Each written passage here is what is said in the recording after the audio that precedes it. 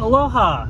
So this video is on racism and why racism is awesome and why racism is a key component to psychological and spiritual awakening. So a person cannot be clear-headed and see the world correctly other than through the lens of racism. And so racism is the flourishing or the dawning of the complexity and the diversity of human species. So the races, especially pure-blooded races, are as different from each other as a fish is different from a mammal, or as a mammal is different from a bird.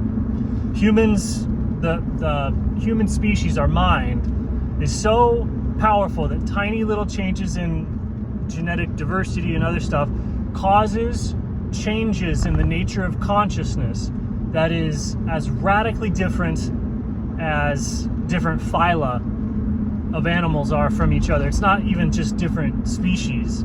We are as different from each other as different phyla. There's multiple races, and within the races there is an even greater difference. So a pure-blooded family, like, you know, a unit of hundreds, thousands, or dozens of individuals, depending on how inbred, you know, like the royal lineage. Jews are an amazing example of a pure-blooded race.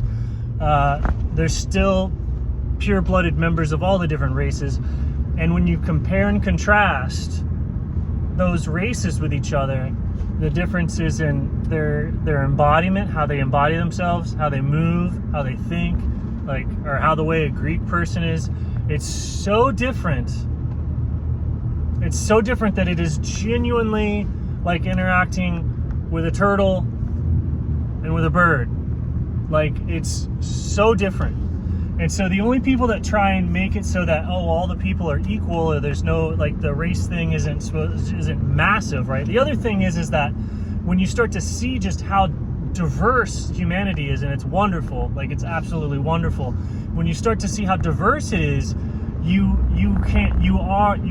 are yourself as well, and you love yourself best, right? When by loving yourself best, I just mean, like, when you get shot in the arm, you respond with greater priority to yourself getting shot in the arm than somebody else getting shot in the arm. And so you have this empathy towards your own race that is as automatic and as real and as reflexive as the empathy that you have towards your own body. And so when you wake up to your full potential, because a lot of your full potential, which is your individuality, a lot of your individuality is your race. What makes you different from 80% of the other people out there is your racial difference. So there's a huge aspect of your individual self-actualization that is racial. Racial gets you 80% of the way there, and it separates you from everybody else 80% of the way there.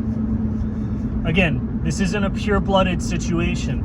If you have been enslaved, if your people have been enslaved by anybody, then the people who own slaves like to mix the slaves together, and they like to give different conditioning patterns that remove any of the racial characteristics. So you're put through a conditioning sequence that removes your racial characteristics along with other people, and you come out the other end as a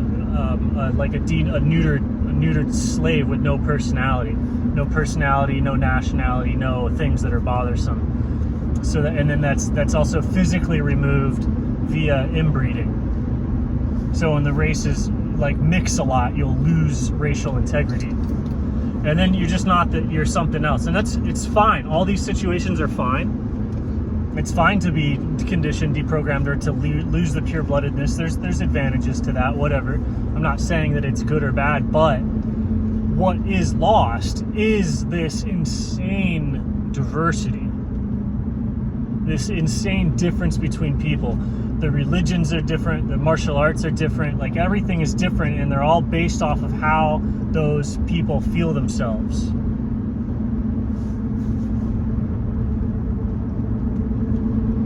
And so when you wake up to that aspect of you, you're racially sensitive. You see people operating as a race. You see strengths and weaknesses of each race. You see how the races compete. You see how they cooperate. You see that there's certain bloodlines. There's people that have individuated themselves at the family level and have created like bloodlines, basically.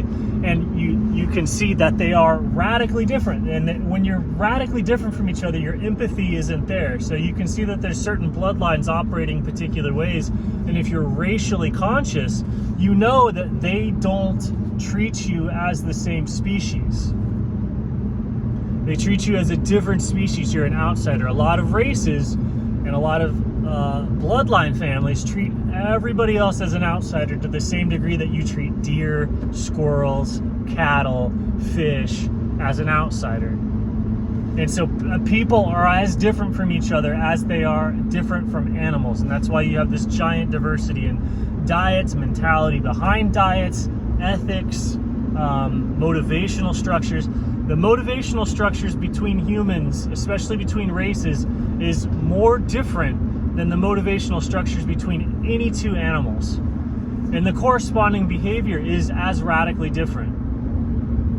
And so there's a big thing, since so many people are enslaved, via the economic meta-slavery and conditioned in the whole educational system, you're trained specifically to not see race. So it's only like relatively awake, lucid, clear-thinking people that have escaped the conditioning and have escaped the indoctrination that are willing and have the courage to see race. Because when you see race, you're standing up and you're saying, I see myself.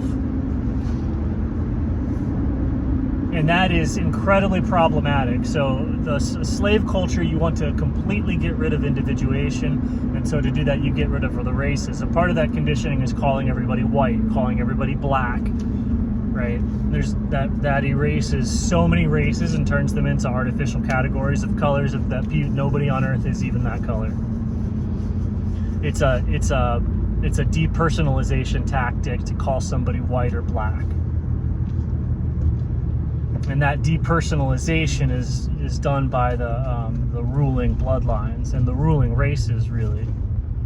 But it's mostly bloodline. The winners or whatever, they get into these bloodlines, and then you get too much racial self-awareness, and you get obsessed with yourself, and it causes inbreeding and lack of cooperation with other races, and then the whole thing falls apart because you become like retarded and everybody hates you.